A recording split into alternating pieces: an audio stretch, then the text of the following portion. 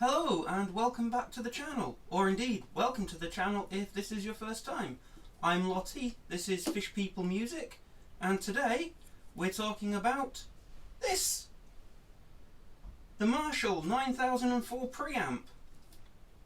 So, back in the 90s, Marshall released a whole bunch of rack mount kit in, well, as I mentioned, the 9000 series.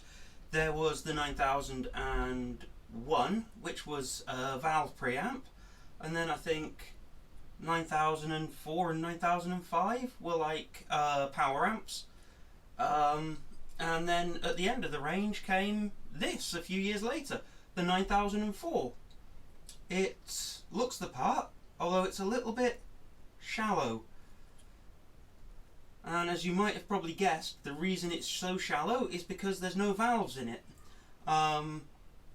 Certainly during the 90s there was still a lot of resistance to fully solid state kit, and Marshall actually, their advertising campaign went along the lines of, it doesn't just sound like a Marshall, it is a Marshall. And yes, it's a Marshall, and it does kind of sound like it's supposed to. It sounds pretty decent. And this particular one, my other half is a ninja when it comes to like Facebook Marketplace and eBay and stuff, and he saw this, sent me a message when I was at work and said, is this something you'd be interested in? And we managed to pick it up for a whole 10 English pounds. Seriously. It was listed as spares or repair, because it was missing a power supply, which I managed to find one of. I found an actual OEM power supply, and by that I don't mean like a Marshall power supply, I mean one that's literally branded OEM. Go figure. It's a bit of a weird one to find though, because this thing needs an output of 15 volts, which, you know, not too difficult to find, AC. And yeah, plugged in the new power supply, powered it up, and I was expecting to do lots of cleaning, lots of diagnostics and whatnot. Just needed the power supply. So for, I think, the grand total all in of 17 quid, I've got this, which is nice, because I saw a fully working one going for like 170 quid on eBay, which is bonkers. I don't think it's 170 quid's worth of kit, even for that retro 90s vibe, but it is really cool. Lead channel, rhythm channel. Rhythm channel's pretty much just clean. It's a standard solid state clean channel. You know, if you really crank the gain on it, or the volume on it rather, you might get a little breakup, but apart from that it's fairly crystal clear. The lead channel is actually pretty beefy. It's quite fizzy. I've seen a lot of people actually talk about just using these in line with an amp as sort of an extra distortion stage, because yes, it's solid state, but the distortion that's used is firstly a whole bunch of gain, and then LED clipping when it comes out of that channel. So, you know, the last bit in the channel is LEDs to clip the signal, which are a lot more musical than just regular diodes. And it sounds not like a valve amp, but much nicer than a lot of other solid state distortions. They've obviously worked hard on it to make it sound like a Marshall. And it's lovely that it's entirely analog. There's the signal chain is in through here, out through here, and there's nothing digital in the way. I mean, being the 90s, digital effects and inbuilt effects weren't the best then anyway. But yeah, so you got your lead channel, rhythm channel, master volume output, and effects loop blend, which is actually pretty neat. I'll get to the effects loop in a minute. Then the rest of the front cover, the front panel is power switch and foot switch input, headphone output. Foot switch input has also got a button, so you don't, you know, if you don't have foot switch, you can still change it over. The headphone output's really interesting. According to the manual, it says that it's filtered for DI or headphones, and actually it is. It sounds an awful lot different to the pure output from the back. We'll get to the back panel in a second. And yeah, I actually think that it's like it's sort of an early 90s equivalent of a speaker sim, I guess. Obviously it's not full impulse digital stuff and everything like that, but it's a nice little filter that just adds a little bit more bass and a little bit more presence. It's great to listen to on headphones or to DI into something if you're recording with it. Obviously, if you want to run your own speaker sims, it's probably best to use the regular outputs at the back, but we'll get on to what I like about the headphone out in a bit and why I'm impressed with it. And then moving on to the back, we've got power in. So it like I showed you, it uses the external power supply. We've got the two outputs because, as I've said, it's a stereo unit, which is great because if you have stereo effects, you can get a nice ping pong delay or whatever. Here's your send for your effects. So signal comes out, and then you can run it into whatever, and you can send it back in either as mono or stereo.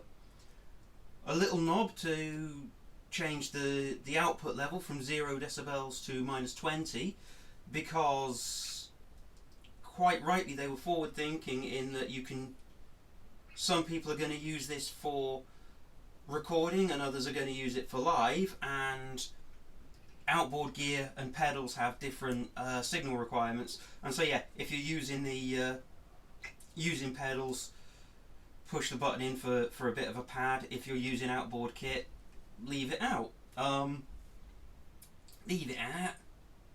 that's really it, which is pretty cool, I think.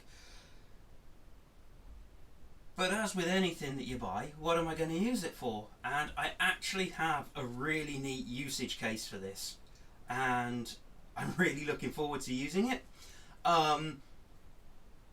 Recording, it's a no-brainer. It's a fantastic sounding unit for getting a decent guitar tone out of. And I can't say that enough. Yes, it didn't cost me much, and yes, it's old and it's solid state, but it sounds solid. It sounds really good. So yeah, it's going to be probably my go-to, at least rhythm guitar recording when it comes to sort of silent recording, especially for demoing stuff when like next door neighbours' kids are in bed or whatnot. This is the go-to as far as I'm concerned. It's brilliant. And the other use, and I'm really excited about this, is in 2 weeks West Echo 3 are opening for St. Lucifer. It's actually a band I used to be in. They've got their new album coming out in a fortnight. It's called Disgraceland, and they're touring for it. They're kicking off in Manchester at Atma.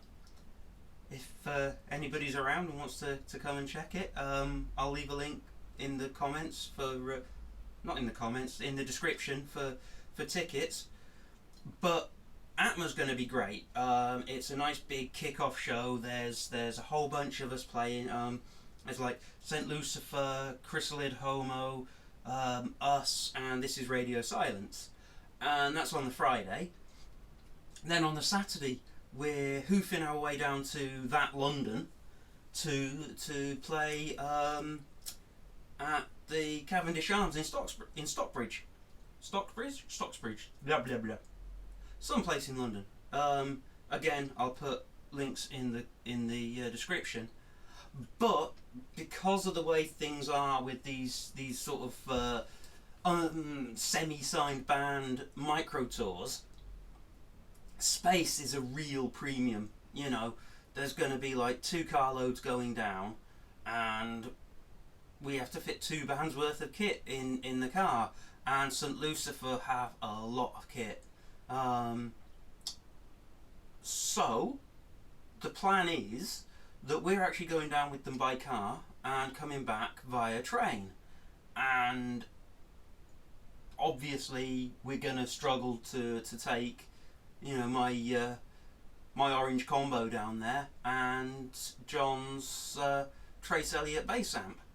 So the plan was to use my processor and basically do an amp-free show. I mean, I've played in bands before, well, for years, that have been sort of processor based and no actual amplification on stage. So I'm kind of used to doing that. So yeah, that's what this is going to be used for in anger next time I take it out. A ampless gig. And I think it's going to sound brilliant. Like I said, I've already experimented with it in rehearsals, running into the PA in the rehearsal room, and it sounds really proper solid. Chuck a DS1 in front of it or an HM2 and it sings. I haven't tried it with my Tube Screamer yet. That might be fun. Marshall with the Tube Screamer. What a name, a more iconic duo. So yeah, that's it for now. I'm going to go and make a brew and put this away and get ready for tea because it's evening here. And I will see you in the next video. Thanks for watching. Ta-ta!